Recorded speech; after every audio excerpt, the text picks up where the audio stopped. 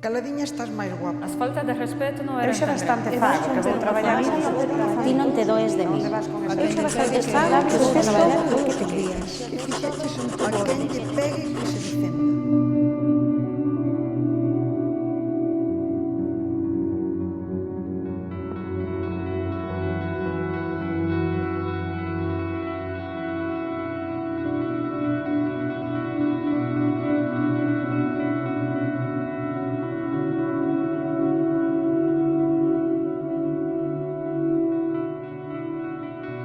Pero cando que é? Vale. Ti non te does de min.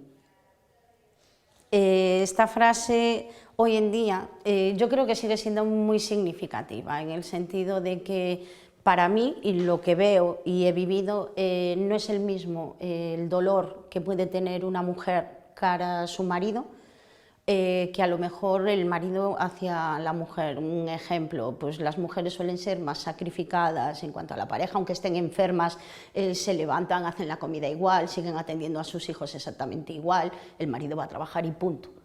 Y mientras que si el marido está enfermo, entonces la mujer pues ya procura cuidar no solo de la casa, de los hijos, sino también de él. Si a él le pasa algo, ella tiene más preocupación que si es al revés, y se han usado frases muchísimas veces, bueno, mujer, eres una exagerada, no es para tanto. As faltas de respeto non eran tan grandes. ¿Qué significa esa frase para ti? Pues esta frase en sí para mí ya es una falta de respeto. ¿Qué te fai sentir? Pues me...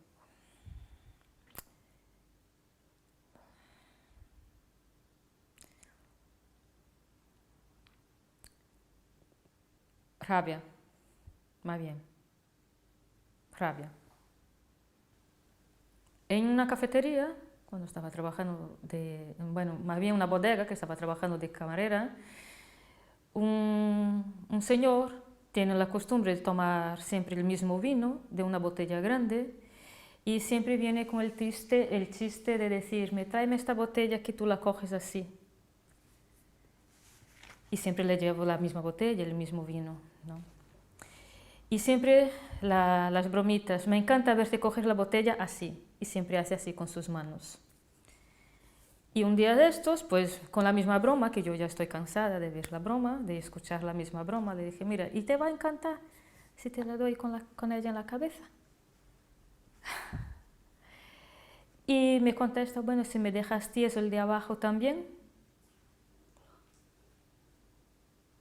Claro, encima que tú estás haciendo tu trabajo, tú estás allí ejerciendo una función, haciendo tu trabajo, intentando ser amable todo lo que puedas con los clientes, encima te tienes que estar tragando estas asquerosidades. Crees que es algo que se falaba antes y que se fala agora también? Sí, eso no ha cambiado. Eso no ha cambiado. La falta de respeto da igual que sea de antes, de ahora, siempre es falta de respeto. Y no hay eso de que eran tan grandes, es falta de respeto. No hay falta de respeto pequeña o grande, para mí son todo falta de respeto. ¿Crees que es una manera de minimizar el que una persona se sienta mal y lo exprese? Sí, encima eres tú la delicada. Cuando alguien te hace sentirte mal por algo, y tú te quejas y te sientes ofendida, pues te salta con estas tonterías, encima eres tú la delicada que no entiendes.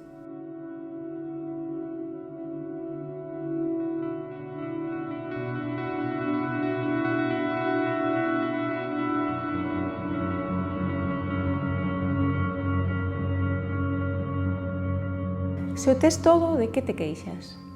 Efectivamente, isto escoítano con frecuencia mulleres que nunha situación económica solvente ou desafogada, parece que tuveran xa que aceptar calquera outra cousa que lle veña. Vivir en familia e vivir en parella non só implica o apoio material, tamén implica o apoio emocional. Cando ese apoio emocional non existe, é máis, cando é negativo, non o tes todo. Cuando se habla de que lo tienen todo, es algo material. Pues tenía un coche, tenía una casa, tenía un buen trabajo, pero a lo mejor no tenía la autoestima, no tenía el control de su propia vida, no tenía cariño, el afecto, el sentirse apoyado, algo más espiritual o que no tanto el material. Aínda non habendo un abuso económico, aínda tendo todo no material, cando a outra persoa non che quere, che desprecia, insulta, falta ao respeto, non tes todo. Faltache todo en realidade. Y al final es lo de siempre, que volvemos a lo mismo, al sentimiento de culpa. Siempre estas frases te cargan en sentimiento de culpa, de decir, y te hacen pensar, hombre, pues sí, lo tengo todo, tengo un coche, tengo a mis hijas, tengo un marido, tengo una cuenta con tanto dinero, ¿y por qué estoy mal? Pues porque realmente no lo tienes todo y lo que realmente te hace falta no lo tienes. Pero en un primer momento, de tanto machacarte la frase, pues seguramente acabes pensando que la culpa es tuya. Si lo tengo todo, ¿por qué me siento así?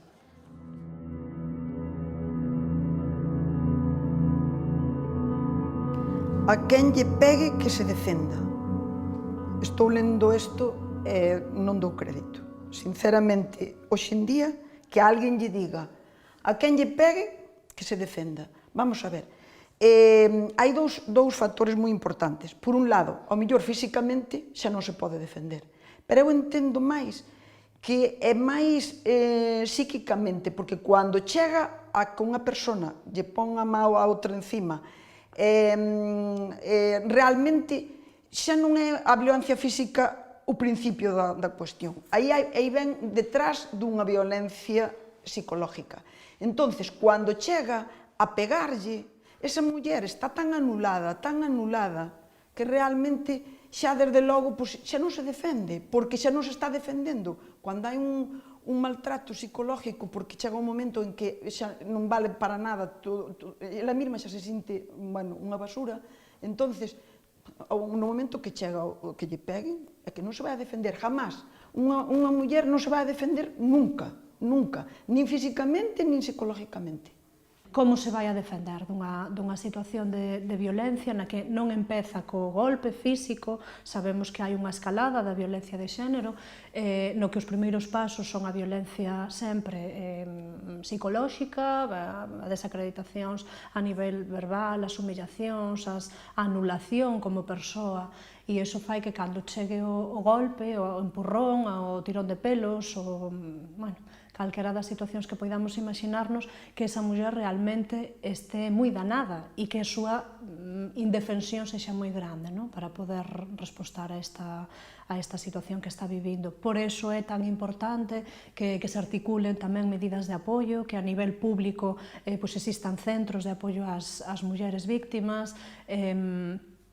lugares a donde elas poidan acudir e que entendan que efectivamente non é un problema delas que por comportarse de determinada maneira, chegan cas mochilas moi cargadas cas culpas, síntense responsables sempre desa violencia cando non son responsables. A única persoa responsable é quen comete o acto violento, sexa do tipo que sexa. Debíase pôr o foco sobre a persona que agrede e non sobre a persona agredida, porque dá a entender de que a persona que vai agredir non ten culpa ninguna, senón que, pois mira, queda na cuestión de que se defenda a persona agredida.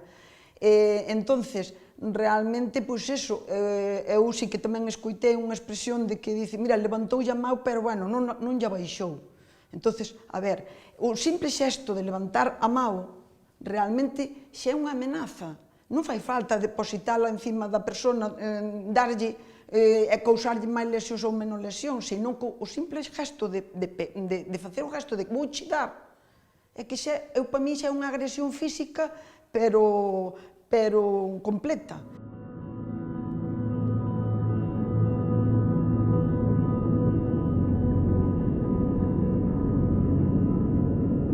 Eu xa bastante fago, que vou traballar todos os días.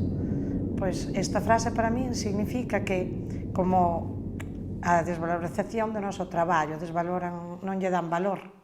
Esta frase reflexa perfectamente a pouca valoración social que ten o traballo que se fai no fogar. que tamén é un traballo, que é o traballo de coidar as persoas, é o traballo que reproduce a sociedade, e que implica logo que as propias mulleres non o valoren e que cheguen aquí con autoestima feita polvo porque levan toda a vida sen traballar. Cando levan toda a vida facendo que a familia se manteña e que cada un dos membros da familia sobreviva e sexa feliz.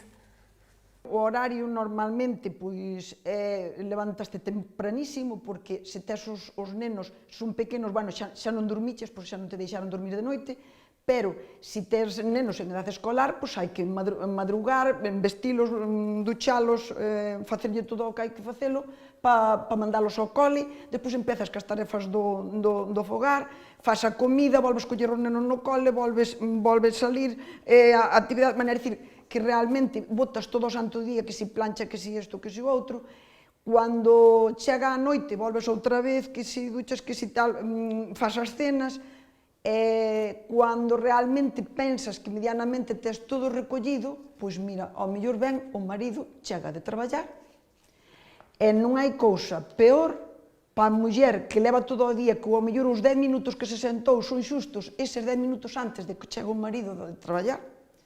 E o marido dicille: hombre, xa estás vendo a novela ou Telecinco?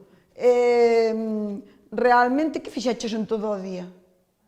Cando é un traballo 24 horas, sin descanso e sen vacacións, porque as persoas tamén viven de noite, aínda que descansen, non sempre descansa toda a familia, e cando non é así, sempre hai unha persoa que se encarga de que todo funcione.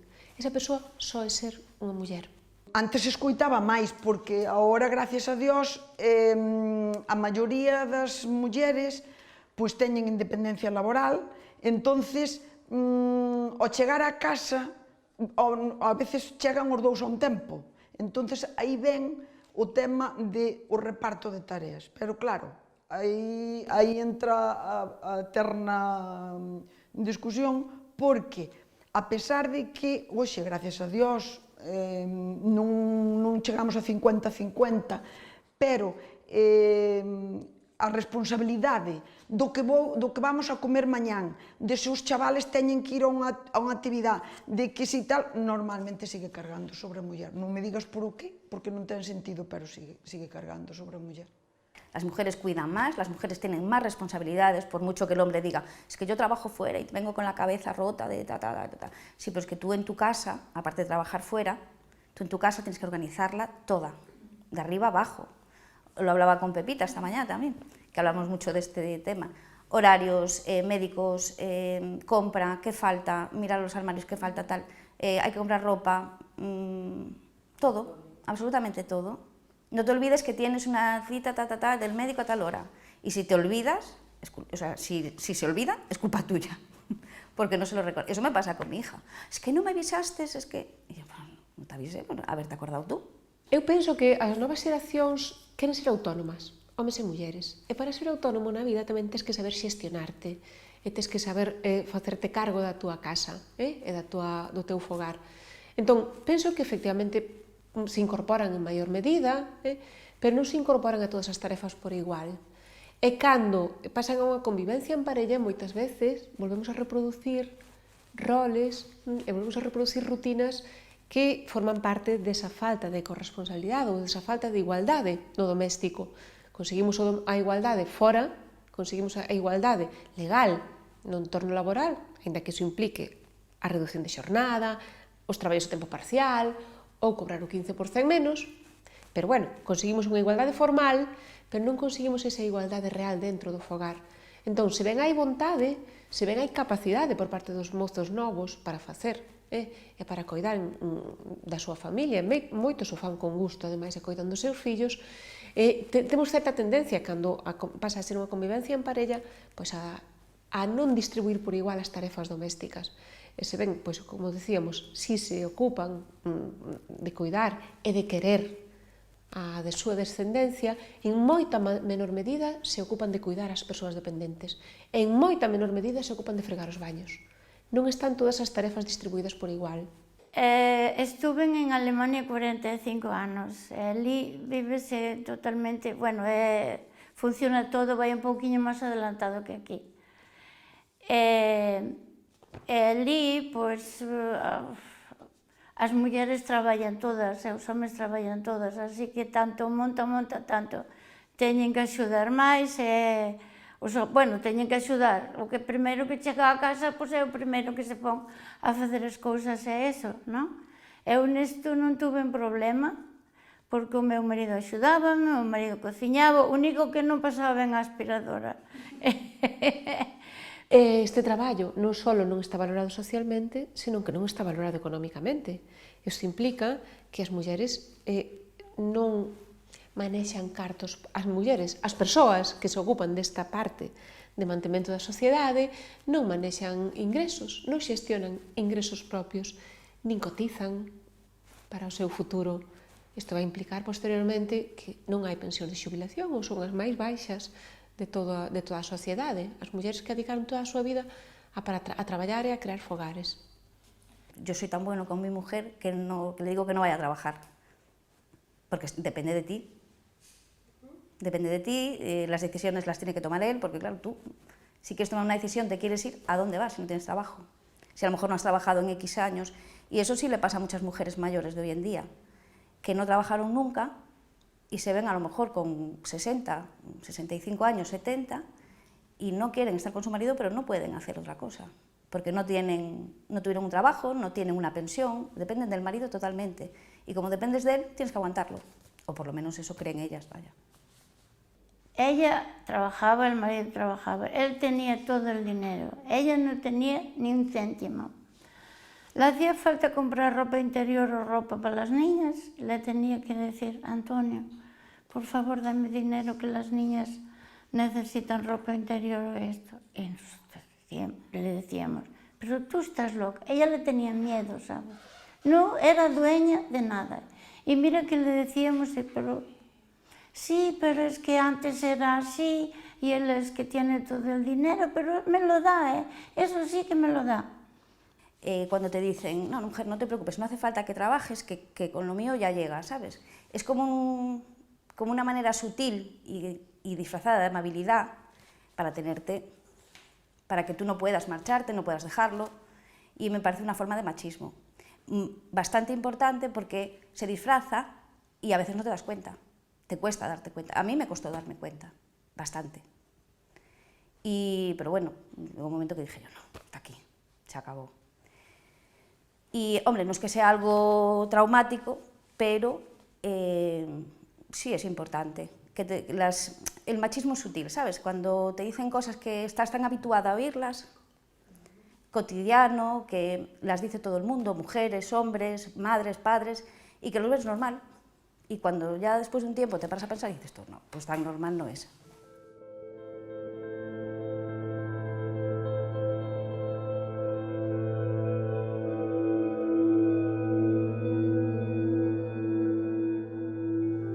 Pois claro, cando hai maltrato verbal, porque psicolóxico tamén existe o maltrato, entón non creo que diga ninguén esta frase, esta oración, se non maltratas ou se respetas.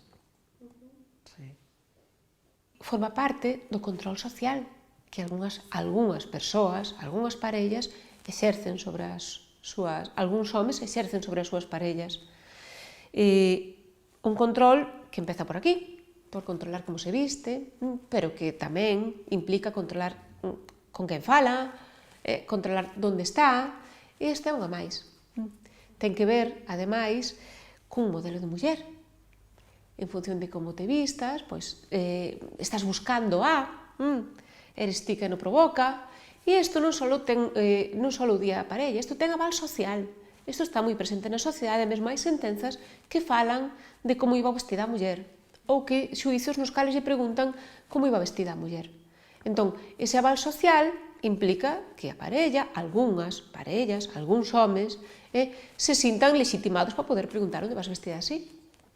Porque parece que as casadas a veces temos que andar menos preparadas, non tan arregladas, como as solteiras, porque se estás casada xa está e xa non necesitas arreglarte, pero precisas arreglarte por ti mesma e para a sociedade, porque estás na sociedade que ti non vas con afán de conquistar a ninguén. A mí non me importa que me diga mi marido, ya no me lo dice, Pero si me dijera, tú, no me gusta cómo vas arreglado o pintada, digo, pues yo me gusto. Ya.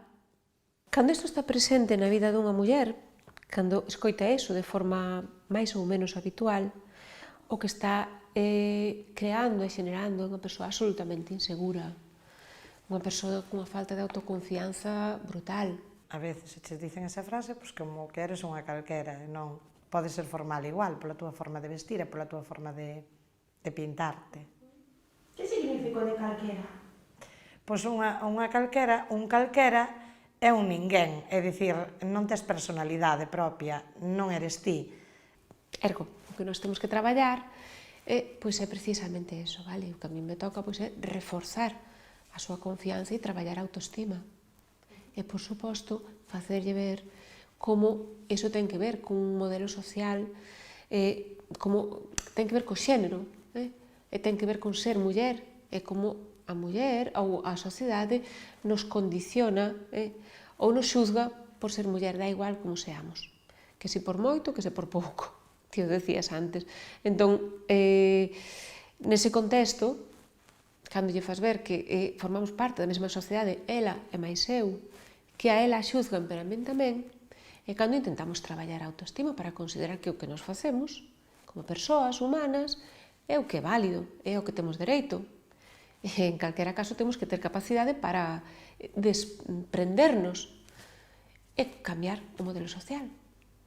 Mira, por ejemplo, otra cosa que siempre me llamó mucho la atención es que las mujeres, para ser mujeres femeninas, tienen que ir muy bien arregladas, muy bien pintadas, siempre perfectas, siempre no sé qué. Yo habitualmente he visto así, vaqueros, camiseta, tenis. He escuchado así de veces que me dicen, mujeres sobre todo, mujer, tendrías que ser un poquito más femenina. Y yo les digo, pues yo en el momento que nací mujer soy femenina. No hace falta que me pinte, me pinto cuando me apetezca pintarme y no me pinto porque no me apetece. Y lo malo de eso es que son las mujeres las que te lo dicen. El problema de eso es que esas mujeres son las que educan hijos. ¿Y cómo los van a educar? Pues igual. Entonces es un círculo que, pues no sé, ¿cuándo acabará? As alemanas son moito de salir de noite a cenar, xuntas e eso, non? Entonces, dixen yo ao meu marido, mira, la semana que viene vamos a ir todas las madres a cenar, a charlar de las niñas y eso. ¿Qué dices? Digo, pues lo que te digo. E nos tiñamos unha pandilla de amigos españoles e alemanes tamén, e non salía a muller para nada sola a ningún sitio. Eso nada, as españoles menos. E estaban sempre cos seus maridos, e salía el, salía ela, bueno. E o meu calou a boca. Chegou a semana e dixen, bueno, pasado mañana voy a cenar con las chicas, ¿no? Con las madres de las niñas y eso. Pues te digo la verdad, a mí no me gusta que vayas tú sola, porque sabes cómo es la gente, después van a hablar y criticar. Digo, pues sabes una cosa, que a mí no me importa nada y voy a ir. Bueno, llegó el día, me duché, me arreglé bien arregladita, más a lo mejor que otro día. Y él me miraba, ¿pero de verdad que te vas a ir? Digo, sí. ¿Y a qué hora vas a venir? Digo, pues no lo sé. Cuando vengan todas, yo no llevo coche, pues alguna me traerá. Bueno, y me fui. Y llegué a casa, que era la 1 menos cuarto, así.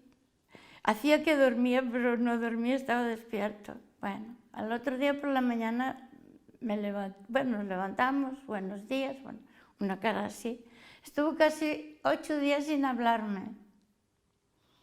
Pero espera, porque después, pues también, ¿no? Iba al centro a lo mejor y a mí me gustaba ir sola, ¿no?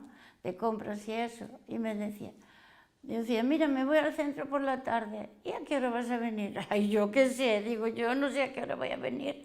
Porque tú sabes cómo es en el centro, te pones a mirar aquí, te pones... No lo sé, tú cuando tengas hambre, comes y yo cuando venga ya comeré y dale a la niña y ya está. Bueno, también una cara así. Pues yo seguí yendo. Y al final lo odió, ya no me dijo más nada. Se quedó, y yo, Dije, ¿pero qué te crees? ¿Que yo voy a hacer lo que tú me dices? De eso nada. Yo seguí yendo y de cena y eso con las demás también seguí. Pues lo que ya existe, o sea, ya es muy difícil cambiar a personas adultas que cambien su manera de pensar, es muy difícil. Entonces, desde pequeñitos, educación, pero no solo en casa, en el colegio, en la calle, en todas partes. Desde cambiar publicidad, por ejemplo, anuncios de televisión, por ejemplo, o sea, la cosa más insignificante puede darte un mensaje machista, que se está haciendo, pero poco. Lo típico, un anuncio de detergente, siempre es una mujer. Y son cosas tan ridículas que dices tú, pero no digas tonterías, que a veces yo las comento y me dicen, pues es una tontería, ¿qué más dará? No es una tontería, yo creo que no. Y ahora sí que es verdad que salen más hombres limpiando con un aspirador y tal, pero falta mucho.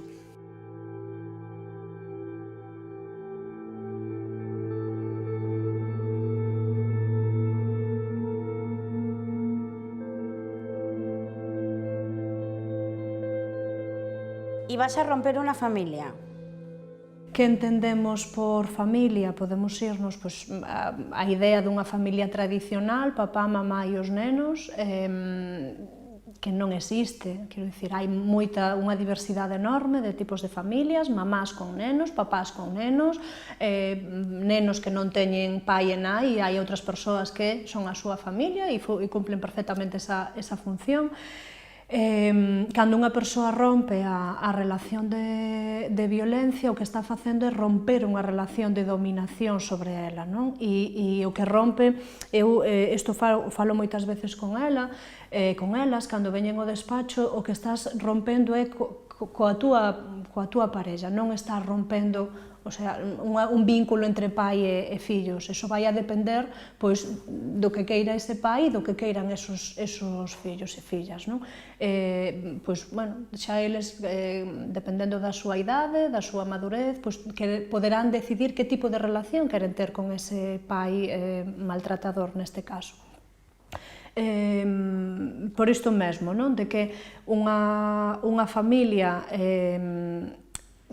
cando unha muller decide romper a relación de violencia, ao contrario, moitas veces o que fai é recuperar unha familia, vale? Unha relación onde hai violencia, unha familia onde hai violencia, carece de moitas cousas, non? Carece de confianza, carece de apoio, carece de comunicación, obviamente, os medos, as inseguridades, se dana o vínculo entre as nais e os fillos, consecuencia desa situacións de violencia, e iso fai que a familia en sí, o que entendemos por familia, que quede moitas veces tambaleando, non? O feito de sacar e de romper a relación violenta fai que precisamente se afiancen moitas das ideas de familia, non? De decir, volve a haber confianza, volve a haber comprensión, volve a haber comunicación, aínda que haxa unha parte que xa non este vivindo mellor nese núcleo familiar. Es culpa tuya, tú vas a romper una familia, tus hijas van a tener una familia desestructurada, simplemente a lo mejor pues eso, porque es un concepto clásico de lo que es el matrimonio y se supone que tú te has casado para aguantar todo. Toda la vida y eso, hasta que la muerte te separe. Entonces, si decides cortar antes, por los motivos que sean, entonces la carga es tuya sobre eso, sobre romper una familia. Y para mí no es así. O sea, tú cuando te decides separar, rompes lo que es un matrimonio, por los motivos que sean. Obviamente, se esta muller está vendo que os seus fillos e as súas fillas están reproducindo, sexa o rol que sexa, ou ben de sumisión, de dependencia, ou o contrario, non? De reproducir os roles, neste caso, máis machistas, máis dun comportamento agresivo, claro, o sea, eso sería un primeiro paso para tomar a decisión, non? Hai que romper con esta relación precisamente para protexer aos menores desto, porque volvamos a falar o mesmo, o que é a socialización, que os rapaces se eduquen neste ambiente, o que vai a facer é que, efectivamente, acaben reproducindo o que aprenderon. Y claro, la palabra romper es bastante fuerte cuando se trata de familia. Entonces, sí, en el sentido contrario también la he escuchado, de algún padre pues, que ha decidido separarse o se ha ido con otra y decir, no, es que me quedo yo con los niños porque él ha roto la familia. No, ha cambiado de mujer, pero sus hijos son sus hijos, exactamente igual. A ver, eu creo que nestos casos é fundamental a descarga, o apoio emocional, o recuperar, o empoderar a esa muller, darlle esa dimensión global, que entenda que non é solo ela, o sea, que hai moitas persoas que se viron, que se ven na súa mesma situación, que se sae destas situacións. Desde logo, solicitar axuda profesional é fundamental, vale? A familia, eu sempre o digo, a familia é importantísima, os amigos son importantísimos, porque ti se te encontras un día mal, ás 3 da mañán, ás 4 da mañán, un día pola tarde, que o cine está cerrado, vas a chamar a túa amiga, non? Ou vas a chamar a túa nai ou alguén. Que pasa? Que moitas veces por non sobrecargar ou porque precisamente de aí saen conclusións como estas, pois é preciso ter unha visión máis obxectiva, que nos dé pautas para poder contrarrestar isto, para aprender a descargar esa culpabilidade, a entender que non eres responsable. Os recursos, oxalá, houbera moitos máis, claro, pero, bueno, sí que hai apoio económico, hai, sobre todo, apoio psicolóxico, orientación xurídica. Eu, sobre todo, o que lles diría é que acudan, vale, a asesorarse. O Centro de Información á Muller ten recursos que poden apoiar as persoas, as mulleres que están a vivir unha situación de violencia. Non só o Centro de Información á Muller está aberto a todas as mulleres e ten oferta moito tipo de actividades e de recursos. En calquera caso, temos unha traballadora social que permite coñecer, informarte e xestionarche recursos que necesitas para salir desa situación. Temos unha asesora xurídica que aporta aquela información obxectiva e descoñecida que moitas veces precisas para dar un paso adiante, e temos unha asesora psicolóxica, que son eu neste caso, e que contribuye a fortalecer as túas capacidades para tomar decisións. Cando unha persoa vive unha situación de maltrato e cando esta situación de maltrato é sostida no tempo, primeiro ten que identificala, identificar como maltrato. Segundo, ten que ter a garantía de que se sale de aí non salta ao vacío. Eso sería o que podemos proporcionar na medida en que lle correspondan recursos de apoio, ben para salir desa casa ou ben para manterse na súa casa, que sería o normal, pero facelo con seguridade. Necesita saber a que ten dereito, eso podemos proporcionar aquí. Necesita, sobre todo, e ante todo, forza para tomar esa decisión, que é moitas veces o que falla, vale? Atopámonos moitas veces con mulleres que teñen recursos e que, sin embargo, se manteñen nesa situación, porque o que lle falla é a forza emocional e a capacidade para tomar a decisión, e para saber que van a poder vivir fora desa relación e de forma feliz, saudable. Hai colectivos que son máis vulnerables, ¿no? Ou que están en situación de maior delicadeza na hora de poder traballar ou na hora de poder denunciar. Un dos colectivos que podemos ver son a das mulleres migrantes, por varias situacións, porque algunhas veces están en situación administrativa irregular, ou seja, o famoso que non teño papéis, entón teñen moito medo de denunciar polo feito de pensar que a van expulsar do país, cando xeralmente a situación é ao revés, há unha situación de protección judicial destas mulleres e que tamén teñen o direito de poder expresar esa situación de violencia, denunciarla e buscar os recursos públicos disponibles para axudalas. Tamén outro factor que leva que moitas mulleres en situación irregular, administrativo, mulleres migrantes, a non denunciar, é que moitas veces a única persoa que ten de referencia no país é a persoa maltratadora, ou é a única persoa con a que convive, ou é a única persoa que realmente proporciona os cartos. Entón, há unha dependencia económica bastante grande. Algúnas situacións de violencia en outros países están máis normalizadas. Non me gusta nada a palabra normalizar, pero sí que están máis normalizadas, que non ven como situacións de violencia, porque ya son situacións de dominación que están moi incorporadas nas dinámicas das relacións persoais nesas sociedades. Tamén, outro fato é a barreira do idioma. O idioma, cando ti non podes expresarte, cando non podes pôr palabras a violencia que estás vivindo, como podes comunicar ás persoas, como podes pedir axuda?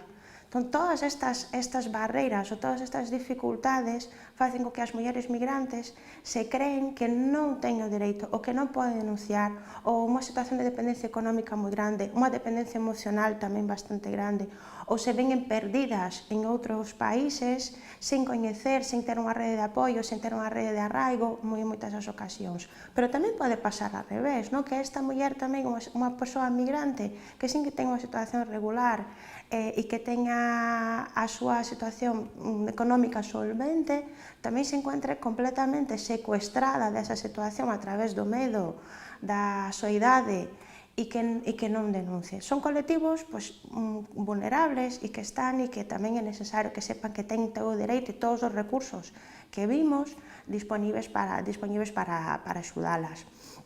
Outro caso tamén son de persoas maiores, moi maiores, de situacións de violencia, de como romper con esa situación, son colectivos tamén máis vulnerables, ou persoas con discapacidade, persoas con diversidade funcional, que a violencia pode ser o efeito ou pode ser a causa de esas situacións de maltrato.